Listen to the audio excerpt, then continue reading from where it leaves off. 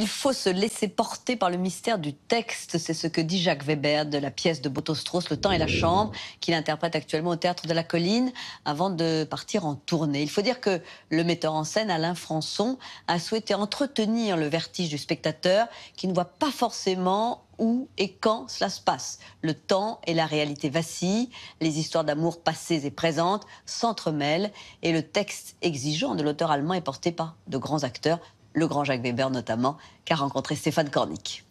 Il n'y a jamais eu de fête ici, ni hier, ni avant-hier, ni même l'année dernière. Et vraisemblablement plus aucune depuis la cérémonie de fin de chantier de l'immeuble. Habitué des premiers rôles, Jacques Weber se glisse ici dans Le temps et la chambre de Boto-Strauss, auteur contemporain allemand, au milieu d'une distribution au sommet composée notamment de Georgia Scaliat, Dominique Valadier ou Vladimir Yordanov. Je te veux, toi. On ne bouffe que pour puer plus fort. Malgré quelques incursions dans le théâtre moderne ou un travail avec d'importants metteurs en scène contemporains comme Peter Stein récemment pour Beckett, ou Alain Françon ici, Jacques Weber, c'est avant tout des racines dans le répertoire classique.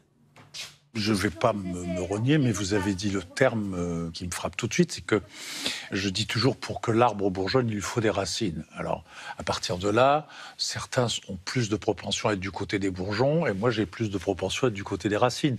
Ça vient de mon âge, puis ça vient de mon éducation. J'étais dans une famille extrêmement classique, et j'ai eu une formation on ne peut plus classique. J'ai fait la Rue Blanche au conservatoire. Certes, j'ai refusé la Comédie Française, mais je suis resté dans une lignée classique. Une grande marque que vous vous portez bien, et que vous avez un corps parfaitement bien composé, c'est qu'avec tous les soins que vous avez pris, vous n'avez pu parvenir à gâter la bonté de votre tempérament, et que vous n'êtes point crevé de toutes les médecines qu'on vous a fait prendre. Alors pourquoi? Peut-être que je peux me le reprocher maintenant, peut-être par manque de curiosité, peut-être par appréhension, peut-être pour avoir sans arrêt le besoin de retrouver mes points de repère. J'aime bien retravailler à l'infini la même chose. Retravailler ou jouer un rôle dans la durée, même jusqu'à épuisement, comme lorsqu'il enchaîne des centaines de représentations de Cyrano en 83, 7 fois par semaine et sans micro, qui aboutissent à une extinction de voix. Cet accident de voix a beaucoup modifié ma façon de le jouer, bien évidemment, parce qu'il a fallu que j'aille chercher la fissure ou le vilain nez, le problème, la faille au plus profond de moi-même et restructurer tout ça.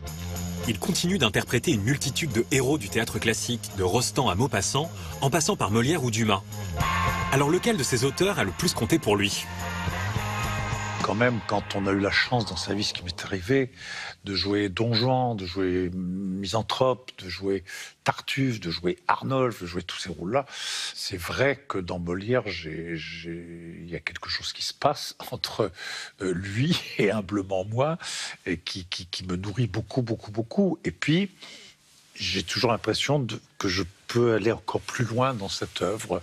Et voilà, j'ai envie de la parfaire. Mais ceci étant dit, mon Dieu, qu'est-ce que c'est bien d'aller retrouver des très grandes langues, tout aussi grandes, tout aussi belles, tout aussi enrichissantes que celle de Boto-Strauss. Je pense aussi, ici même, j'ai joué Galilée de Bertolt Brecht, ça fait du bien. J'avais peur de la douleur physique.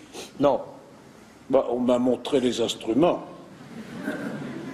Jacques Weber se frotte donc à Boto-Strauss, extrêmement joué à l'étranger, mais qui reste peu connu en France, même s'il a déjà été adapté par Claude Régis dans les années 70-80 et Patrice Chéreau en 92. Alors pourquoi ?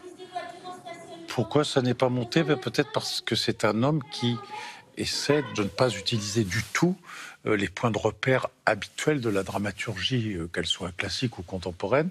Il disloque l'espace, le temps, il joue sur des temporalités différentes. Tous les possibles sont représentés, qu'ils soient issus de la mémoire ou issus du rêve.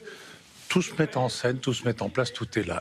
Alors ça donne un résultat, moi je trouve d'abord extrêmement ludique, qui nous incite à la réflexion, mais avec beaucoup de légèreté. Épaules trop étroites, visage trop petit, cheveux trop fins. Une nature très attirante. Pas du tout. Plutôt sèche, presque froide, je dirais. Mais une certaine allure, oui, c'est vrai. Une personne vivante, gaie. Un être malheureux. Il n'accumule pas de savoir dans son art et il rencontre des gens jeunes, nouveaux. Il est dans une vitalité nécessaire pour le théâtre. Il faut cette vitalité-là pour cet art dont on dit que c'est de l'art vivant.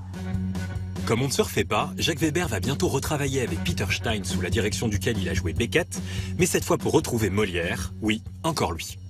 Nous sommes en train de préparer un Tartuffe, dans lequel je jouerai un des rôles dont je rêvais depuis très longtemps, qui est le rôle d'Orgon.